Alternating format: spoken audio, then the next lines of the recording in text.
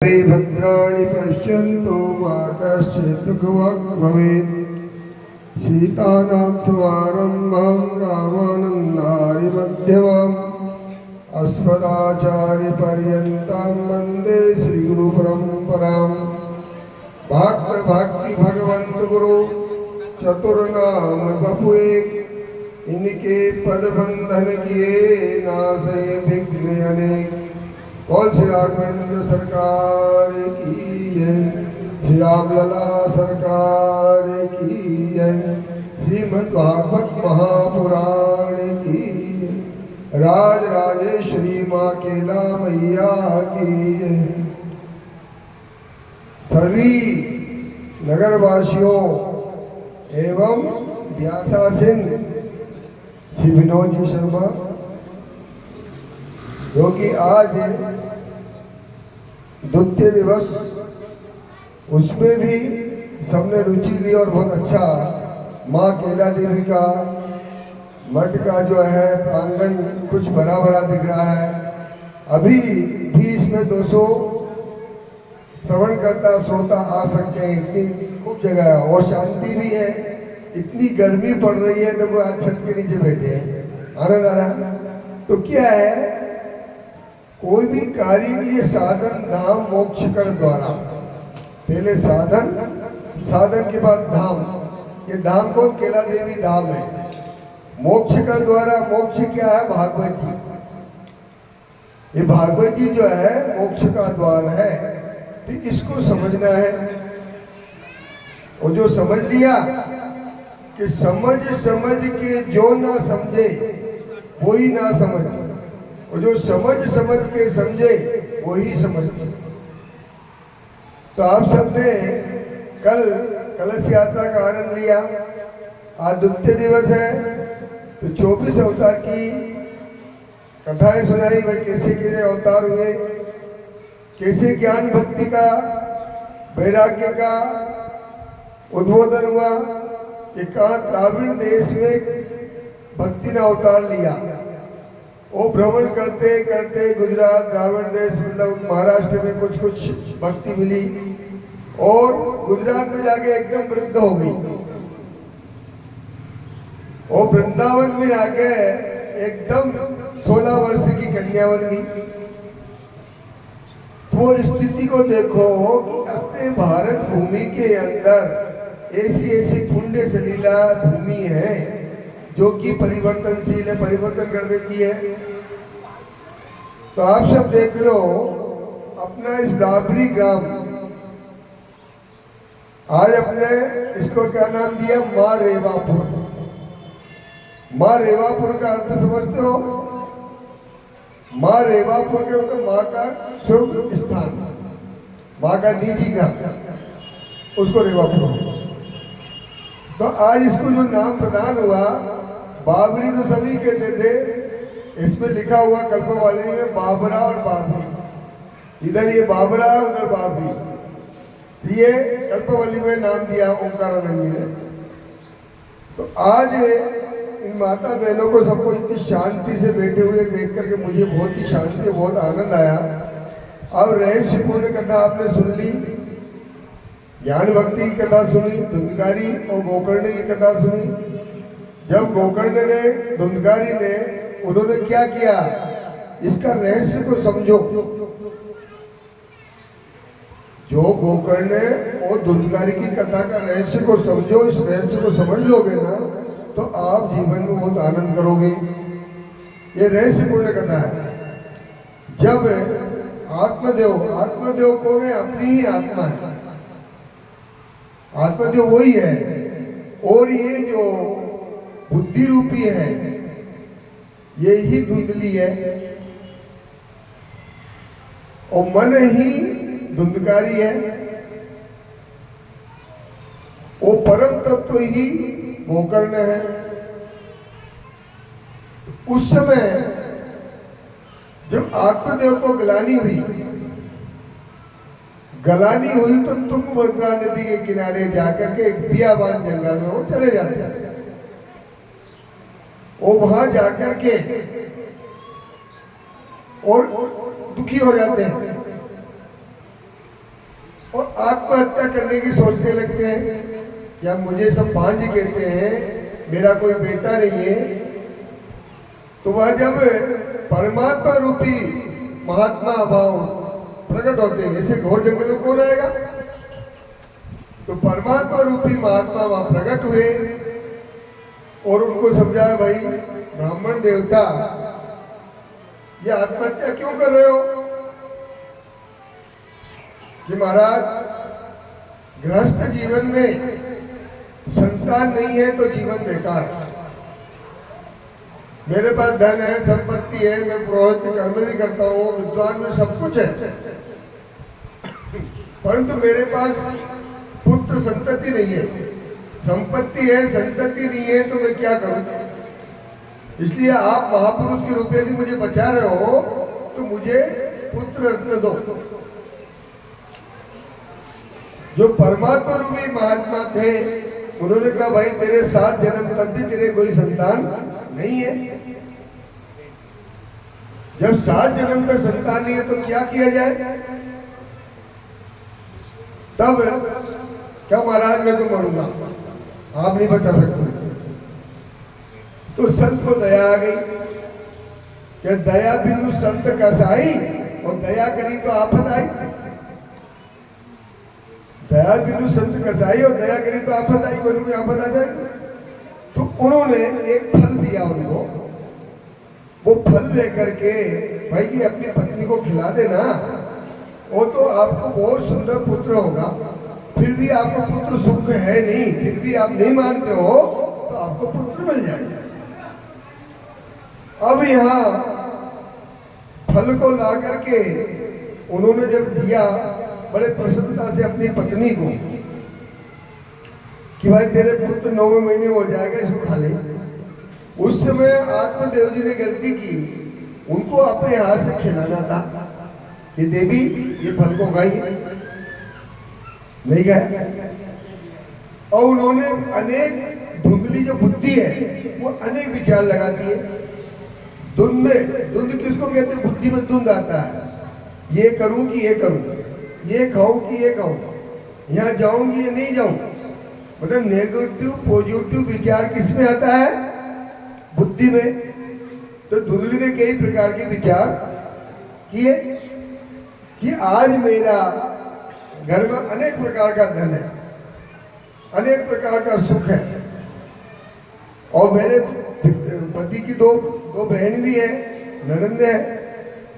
तो यदि मैं फल खा लूंगी, गर्भवती हो जाऊंगी, मेरा पेट भी बढ़ जाएगा, मेरा उठा बैठा नहीं जाएगा। अनेक प्रकार का उसने विचार किया, और विचार करने के बाद वो जोई राम सोई राम एक दूसरी आई जाती है। तो कहते हैं बुद्धि और कुबुद्धि। तो वह कुबुद्धि प्रकट हो गई, अरे बहन तू क्यों चिंता करती है, मेरे पास बहुत संतान है, मेरे बहुत बच्चे हैं, और अभी मेरे बच्चा होने वाला, अभी 2 महीने का गर्भ है मेरे साथ। तो तू ऐसा कर, नाटक कर ले गर्भ का, कपड़े वपड़े बांध कर नाटक करके, और बाद में अपना ये फल को गौ को दे दो। तो परमात्मा कहीं गलत जगह नहीं जाएंगे। परमात्मा रूपी संत ने, जो कि उनको उसी समय परमात्मा ने जब फल दिया था महात्मा ने, तो उस समय शरीर को छोड़ दिया, अदृश्य हो गए, उस फल में प्रवेश कर गए।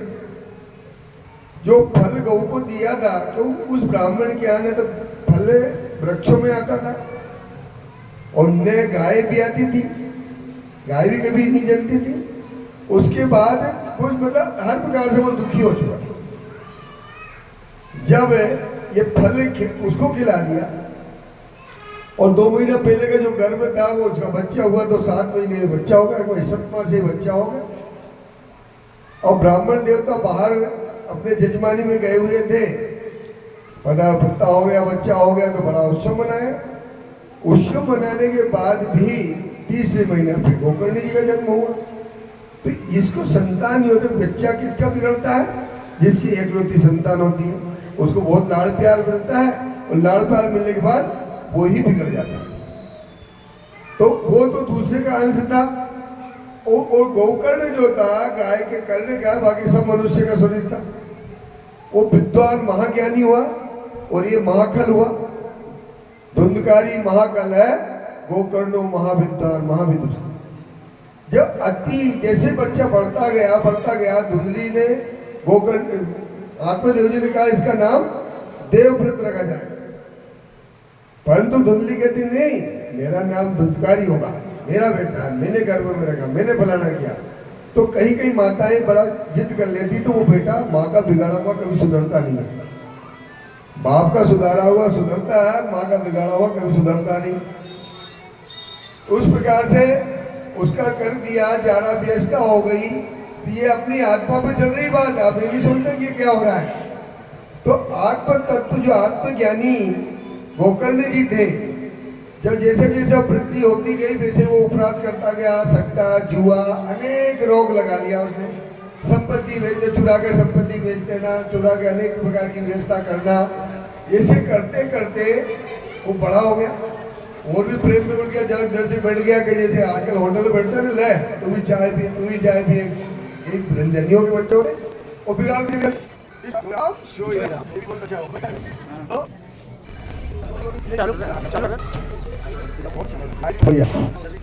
तो ये जो है इसमें आप जितनी अलग उस समय आत्मदेव जी थे, तो बड़े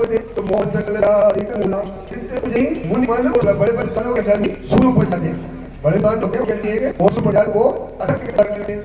तो धीरे धीरे सब धर्म तो समाप्त हो गया और एक दिन किसने धुंधकारी लगी गोकर्ण जी कहा आप सब त्याग और तार के वृंदावन में चले जाओ। बनवास लोग वहां जाकर स्कंद जो है भगवान कहते हैं, आप कौन है? ये भगवान जो है तो वहां जाकर ईश्वर के आप चले जाओगे। गोविंद जी जो है स्थान तो भ्रमण लगे। धुंधकारी दिल्ली को बड़ा प्रेम था बेटे से, इतने कि तू मगर मारे जब ले बेटा जब तभी मारने के लिए बनाई बन तो नहीं मिला। तो यही हुआ है। तो उसको क्या किया, उस जोड़ा को भी कुएं में कूद करी। उसका ये जो पंचवेश है, पंचवेशी आपकी पंच कर दिया है और जो पांच ज्ञान है वो करने की जो ज्ञान इंद्रियों के हिसाब से चलते हैं। तो पंच इंद्रियों को उन्होंने वैसे उदाहरण दिया तो दुर्गा देशियों को सारा धन नष्ट किया। एक में बहुत अच्छे राजा बन करके बहुत बढ़िया उस ने सोचा कि राजा को लगाएगा तो ये उन्होंने पंचवेशियों में मिलकर उसको मारा। अभी जैसे उसको गहरा डाल दिया तब जब और डर गोकर्ण भ्रमण करे पूरी दुनिया भ्रमण आए गांव में तो वहां देखा घर विरान घर में कर जाता कि हमारे आसमान पहले जा वाला बोलते मैं इतना खतरनाक ये लोग इसमें मैंने यही खतरनाक करी थी जल्दी आते और ये क्यों ना संगत ये आपने भक्तियां मेरी ने कहा कि क्या करो सत्संग तो भागवत ने कहा सत्संग हो तो आपके उद्धार हो जाएगा ज्ञान मिलेगा। तो सत्संग से अनेक होगा दूर हो जाता क्योंकि विवेक होई राम कृष्ण उसमें गोकर्ण जी ने जो विचार किया गया मैंने सभी लोग गया जी ऐसे साथ दिया तब क्यों नहीं। तो गोकर्ण ने कहा कि मैंने जो पाप किया हूं कितने 100 गया श्राद्ध कर दो तभी मेरा उद्धार नहीं हो सकता है। तो भगवान क्योंकि वो तो परम तत्व थे, आत्मज्ञानी थे। गोकर्ण जी ने अपनी शक्ति से अपनी इच्छा शक्ति से सूर्यदेव की गति को रोक करके उनसे पूछा। उन्होंने कहा कि भागवत को सुनाओ सप्त दिन में और उससे इसका उद्धार होगा। तो जब जिज्ञासु कैसे कहते हैं, जो जिज्ञासा से एक एक शब्द को सुने और सुनने के बाद उसका मनन करे। तो उन्होंने जिज्ञासा से उसका मनन किया तो उसको जगह को वो प्रेत रूप में था। तो प्रेत रूप को होने के बाद उसको चैन नहीं पड़ती थी, जैसे कह रहे कोई चाय पी रहा, कोई उठ रहा, कोई बैठ रहा, कोई चल रहा, वैसे ही वो जीवात्मा भटक रहा। उसको एक हरा बांस का पेड़ वहां लगा हुआ था, उस पेड़ के अंदर उसने प्रवेश किया और प्रवेश करने के बाद जैसे एक दिन हुआ एक गांठ पड़ गई, दूसरे दिन हुआ दूसरी गांठ पड़ गई, तीसरे दिन हुआ तीसरी गांठ पड़ गई। ऐसे 7 दिन 7 गांठ फट करके एक आत्म तत्व 4 भुजाधारी एकदम शंख चक्र गदा पद्म धारण किया हुआ भगवान विष्णु के स्वरूप में वो प्रकट हुआ। और उसके लिए विमान आया। वो प्रार्थना करने लगा, हे मेरे भैया, आप परमात्मा हो, परम तत्व हो, आपकी कृपा से मैं इतना पापी, इतना दुष्ट, जिसको सबको सताया, माता पिता को सताया, गांव वालों को सताया, सबको परेशान किया, फिर भी मेरा उद्धार आपने किया, इसलिए मेरा उद्धार मैं आप वैकुंठ को जा रहा हूं। तो आपके जैसे हमारे शेरवा जैसे तर्कवादी थे, उन्होंने कहा कि महाराज हमने भी कथा सुनी, हमारे तो विमान आए को नहीं, कथा तो हम भी सुन रहे थे। उन्होंने कहा, कुछ आत्म तत्व से पूछा कि सुनने का भेद है,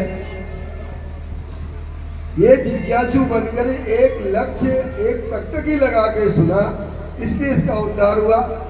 आप लोगों का दिमाग कुछ आधा घर जाता था, आधा मन जाता था, आधा कुछ खाने पीने में जाता था, आधा जल में जाता था, इसलिए आपको वो फल नहीं प्राप्त हुआ। और इसने जिज्ञासा रूप से सुना तो इसका उद्धार हो गया। तो सबने विचार किया, सभी नगर बस्ती वालों ने कहा, महाराज दोबारा कथा होनी चाहिए। हम तो अगली बार जिज्ञासा है कि हम व्रत करके जल पी करके, जितना या दूध पी करके या फल खा करके, जैसा भी होगा, जैसे हमारी पंडित जी है ना, अभी फल भी नहीं ले रहे, ये केवल थोड़ा बहुत कुछ ऐसे लेते हैं, पर फल वल नहीं ले रहे, क्योंकि भाई कोई भी चीज ही नहीं। तो जो श्रोता वक्ता अच्छा होगा तो श्रोते अपने आप अच्छे हो जाते हैं। तो वो वक्ता कौन थे? गोकर्ण जी थे, विद्वान थे, आत्मज्ञानी थे, परम तत्व आत्मा और परमात्मा में कितना फर्क? 2 अंगुल का। इस 2 अंगुल के फर्क को हटाने में अपने को करोड़ों जन्म हो जाते हैं, पर 2 अंगुल का फर्क को अपन नहीं हटा पाते हैं। आत्मा परमात्मा में इतना ही फर्क है। तो जब दोबारा कथा की गई और दोबारा कथा हुई तो इतने आत्मा में लीन होकर के सबने व्रत किया, और व्रत करके के बड़ी जिज्ञासा से सुनी, और कथा जिज्ञासा से सुनी तो सभी के लिए विमान आए, गोकर्ण जी के लिए विमान आया, और सब अपने अपने भगवान वैकुंठ धाम को चले गए। तो ऐसा है भाइयों, ये कथा के लिए जैसे कहा है कि आप लोग जो कथा श्रवण करने आते हो, तो श्रवण के यानी 1 बजे बाहर, आप कल से 1 बजे संगीत वाले बैठ जाएंगे, 2 बजे हमारे पंडित जी आएंगे, उसी 1 बजे से बीच में 2 बजे से पहले जितने भी कथा सुनने वाले हैं, पहले आओगे तो कुछ आनंद आएगा। जैसे पंडित जी आए तो सबको उठ करके उनको प्रणाम करो, उनका स्वागत करो, तो आपको वो बहुत बड़ा फल मिलेगा। और ऐसे ही आपने कह दिया, अरे यार कथा तो शुरू को नहीं हुई, अपन जाके क्या करेंगे, ये नहीं, जिज्ञासा। आज देखो, आज बागेश्वर धाम वालों का नाम चल रहा है, उनके कितने लोग बैठे रहते हैं, जगह घर बैठे रहते हैं। वो आते हैं कब? 4 बजे आएंगे, वो 12 बजे से जनता खचाखच पढ़ना शुरू हो जाएगी। आज प्रदीप जी मिश्रा का भी ऐसे ही, वो आएंगे बहुत लेट, पर पहले से ही जनता बैठ जाएगी, कहाँ से एकदम खिंचे हुए आ जाते हैं।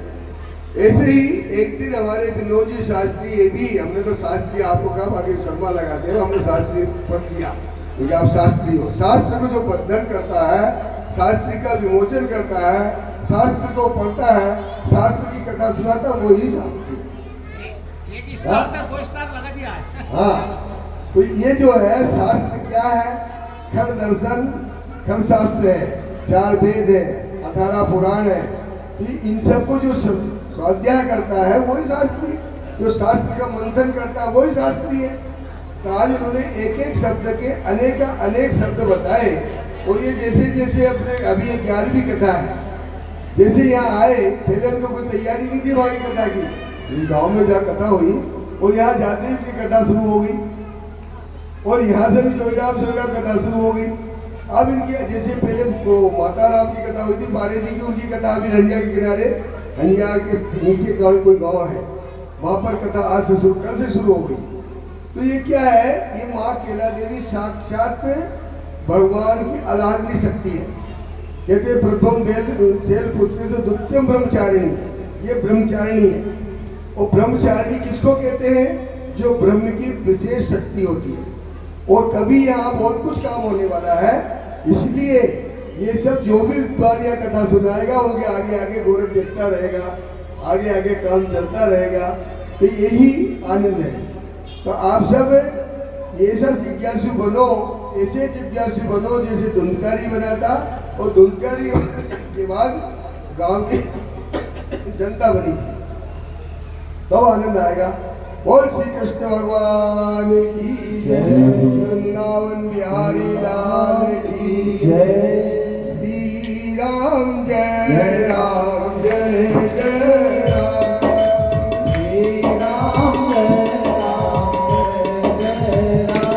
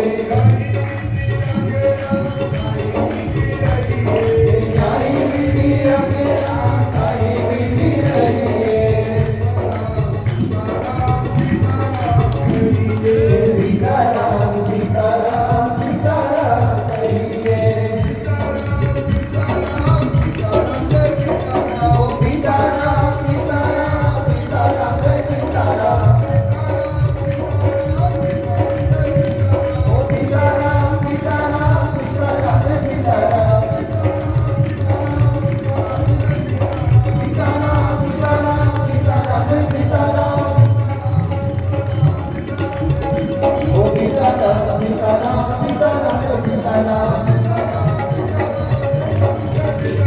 सीताराम सीताराम सीताराम सीताराम ओ सीताराम सीताराम सीताराम सीताराम सीताराम सीताराम सीताराम सीताराम सीताराम सीताराम सीताराम और श्री सीताराम जी महाराज की जय हो आज के आनंद की जय हो जोई राम सोई राम हर हर